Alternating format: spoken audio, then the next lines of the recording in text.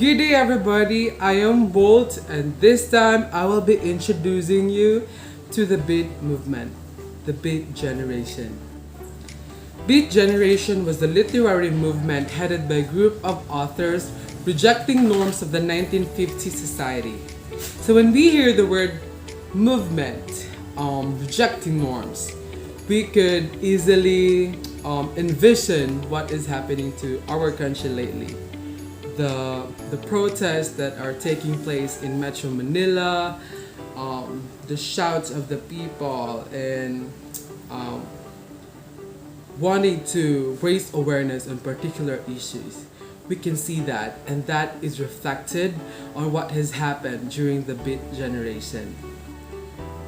According to Allen Ginsberg, a central beat poet, the first thought is our best thought.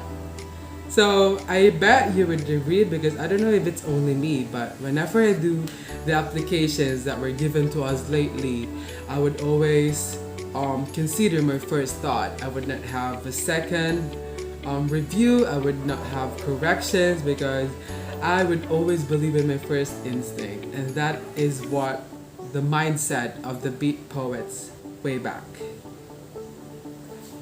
After the siege of Second World War and an era of geopolitical animosity, Beat movement took place.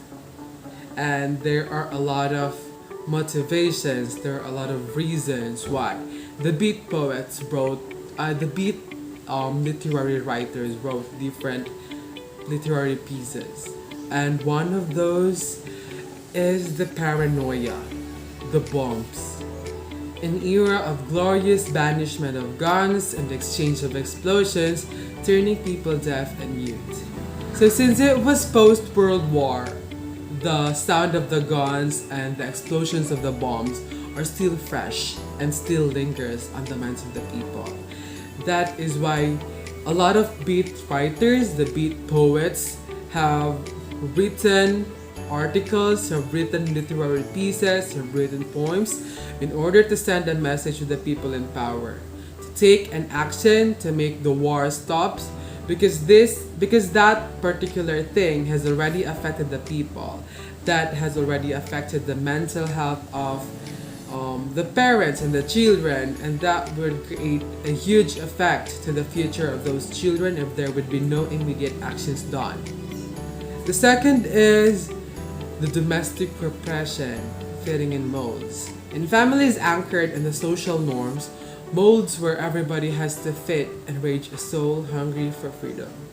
So this talks about homosexuality, the conversation about sex, about love in the same gender, and that particular issue has created a huge fuss in people among that particular era because that was the time wherein people still have a closed mind or still doesn't have that civilized mindset because they would always prefer the social norm, which is a boy should always be for a girl, and there's no such thing as homosexuality, and they reject that.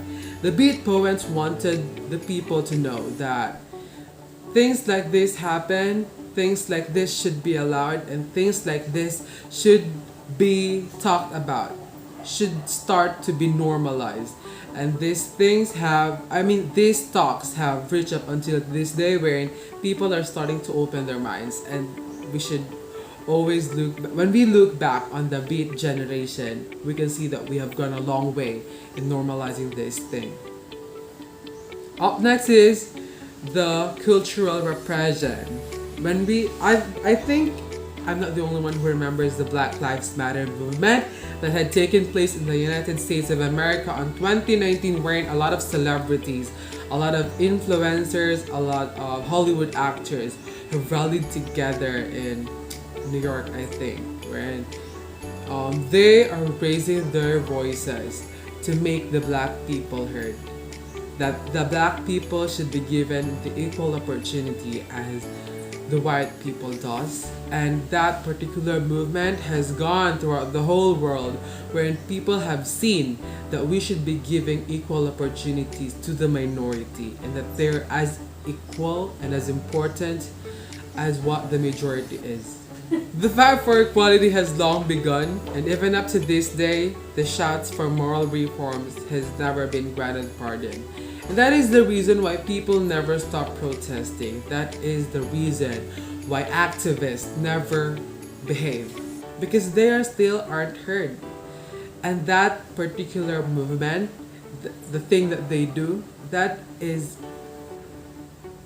urges the government to listen to their people. And that is their essence to our community and that they should be heard.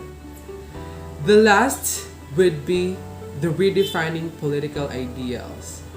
In an era filled with men where women lost the hope to take up space not because they don't want to, but because of what society has labeled women to be, a stubborn thirst for cementing women's role as something inclusive took place. And that is where feminism has entered the conversation about the beat movement. The beat poets are dominantly composed of male writers. And there were women who are writers, beat poets, but there aren't many of them. And the reason is that women aren't expected to be taking place or taking space in the society. That is why women are always in the bars, doing drugs, smoking cigarettes, getting drunk, and they are doing that because that's their way of showing the society that this is what you wanted us to be. So I'm giving you this. But on that day, on that era, there is this particular beat woman who have raised her voice in order to pave way for for women to take a lead in the future. And that is the importance of the beat poets, the beat writers, the beat literary articles to spread awareness, to educate, to give people an idea on what the norms of the society should be changed and what it takes to make a community, a society, a country more progressive. And that is the purpose of Beat movement that took place on the Beat generation. Thank you so much and good day.